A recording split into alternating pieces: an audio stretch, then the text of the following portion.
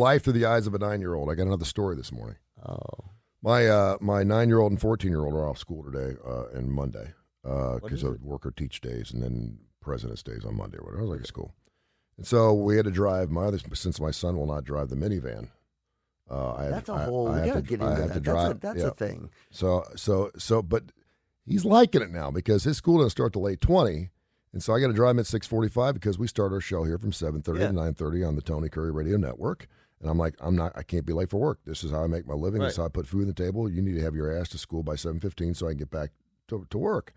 And so this last night, he's like, 6:45 tomorrow? I was like, yeah, 6:45 tomorrow. He's like, you're going to have to get Lila and Saver up. I said, no problem. They get up at 6. I said, they're off school. Super interesting. They don't mind. And he's like, okay. And I said, 6:45. Yeah, so we'll leave a little early because normally I have to take them to the bus stop, get them back, and we leave around 6:55.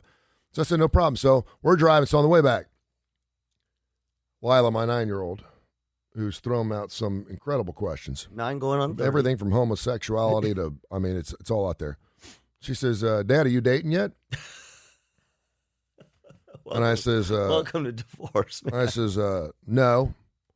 And she goes, you haven't gone out with anybody? And I said, well, I've met somebody. I said, but I'm not dating. I said, it's really not.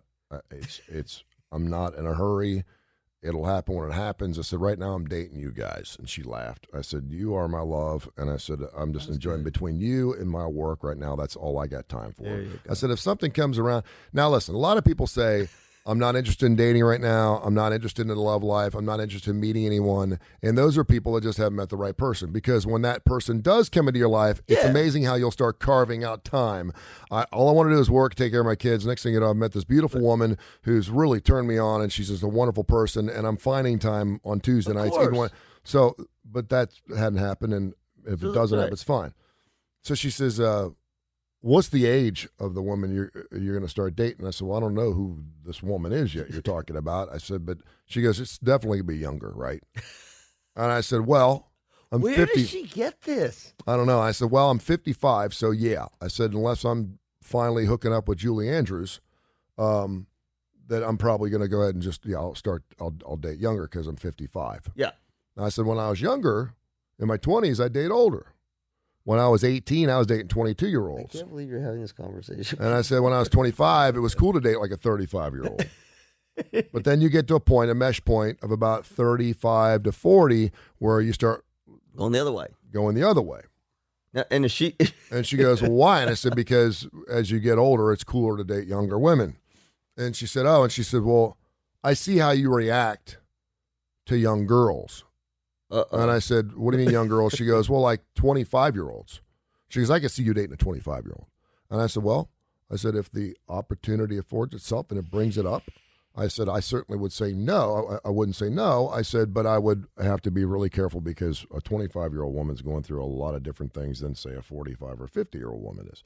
I said, she goes, well, I just see how you, and I try to be really careful about what I look at. I can't believe that you've got, you. Like, where is this coming? Is she channeling some inner, 30-year-old?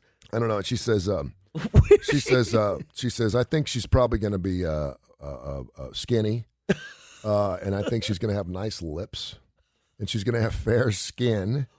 Do you know what she's watching on TV? And I'm going. Do you know what she's? And I'm thinking, man, she's spot on. I mean, she's right on, right? And I think she's probably going to be in her 30s.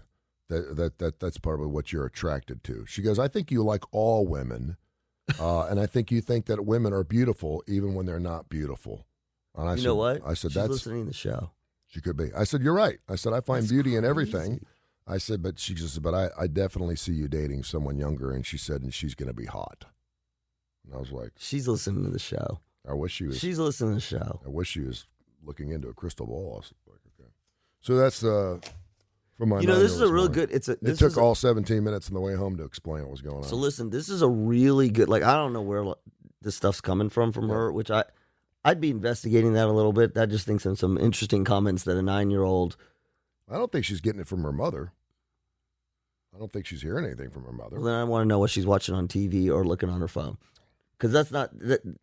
It's not. Well, here's the deal. I mean, she's very precocious and she's very socially mature. Single fathers.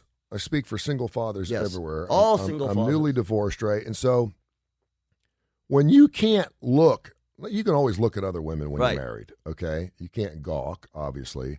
And if there's some woman that's wearing some plunging neckline and she's sitting on the other side of the room in a restaurant and you can't stop looking at it, then you're going to make sure you have your wife's back towards it. Whatever. Guys have their and wives usually know what they're doing anyway. They're like, their eyeballs are stretching. But then when you're divorced, you can look again. And it's amazing because it's a whole new world. Like when you walked into a restaurant with your wife and you love your wife, you're committed to your wife, eyes are and you diverted see and someone that's right. exotic or just striking. It's kind of like, wow. Whoa. You look and you look back. Yeah, you look back one time. Yep. Maybe when you're going to the can or something like that. Yep. You can't let her know you're doing that, right? And I'm sure women do it with other guys Absolutely. too, just not as much as guys do. And we don't ask. But now, now we can look more than once. Still not be creepy, because gawking, right. But now we can look, and now that I know that I can do, and for 20 years when you're told, don't look, now all of a sudden you can look, you're kind of like, oh, I can actually look at that. Well, now you can't, but now you got your kids. The whole I'm really cognizant about what my kids see me do. I really am. And I think a lot of dads are. A lot of dads are like, screw you, I'm a dad, and I'm going to do whatever I want. Which is like take an extra lap around to see her walking in a Publix. I'm not going to do that, but I'm real cognizant because I know they're going to ask questions, and I don't want my sons or my daughter to think, like I'm. Well, it is. Yeah, I mean, your sons and daughters. When you get divorced, your kids become, they're like detectives. They're watching or FBI profilers. Yeah, they're watching every move you make, much more so than when you were married. The kids are always watching, right? They're always watching. But when you get divorced, they're watching every move you make because they're trying to figure it out, but they're also trying to figure out what you're going to do next. Yeah. And I tell dads, I tell parents, number one, your kid can't be your therapist. Your kid cannot be your therapist. I don't care if they're 16 or 6. And then number two, do be careful like what you're doing, because their interpretation of it may not be exactly, it's not your intention. Yeah. Which I think is particularly you with your daughter. She's watching everything. I was going to ask you just one quick question about the minivan, because I think this minivan, I'm fascinated by this whole minivan and your son, the whole thing. Yeah. So if you think about it, most kids or lots of kids, being a teenager, you're torn between two things. One, the whole influence of your friends, everything your friends says, what your friends say in your peer group. This is why kids do stupid things, because their friends say this. Okay. Which makes total sense with the minivan. I don't want to be seen driving the minivan, right? But then on the other hand, when you're old enough, you're 16, and you've got independence, which you're essentially giving your son. You're like, here's a car. Go have fun. Yep. What's fascinating to me is he's choosing. Well, and there are very few teenagers that want to get up at 6:45 in the morning if they don't have to, or be up. No doubt. Okay. So if you look at it, his decision making is fascinating. He is choosing. And he's getting to school when there's nobody there. That's what I'm saying. You could drive yourself in, and no one's going to see you. Right. That's what I'm saying. And he's like, I'm not doing, like, he's afraid he's going to be seen on surveillance. And so I'm like, okay, fine. Again, back in our day, if you had a car, you were the crap. I don't think I know. Now it's like every kid's got a car. Well, and of course, we live in an area where Spain Park is like, yes. He's got a lot of kids that are driving Beamers. Right. And Corvettes. Maybe they think that a minivan's cool. It's like retro. Well, I told him that, of all the cars on the market right now, the resale value for a minivan is higher than any other vehicle. I'm not saying that's cool. I was going to say, did you think that resonated? But I'm also like, it's got 139,000 miles on it. I'm driving the wheels off it because, first of all, I can't afford another car. And second of all, it gets everything we need done. What are the insurance commercials we're returning to your parents? Damn kids. So my ex has got some Honda CRV, and he's okay driving that because it's kind of sporty looking. Yeah. So as you saw, I moved the Suburban into the garage. Yeah. And there's his inspiration right there, right? Yeah. Oh. The Suburban but the Suburban is even, it's a big vehicle. It's a $60,000, $70,000 vehicle. Transmission's on it right now, so it's sitting in the garage. Yeah.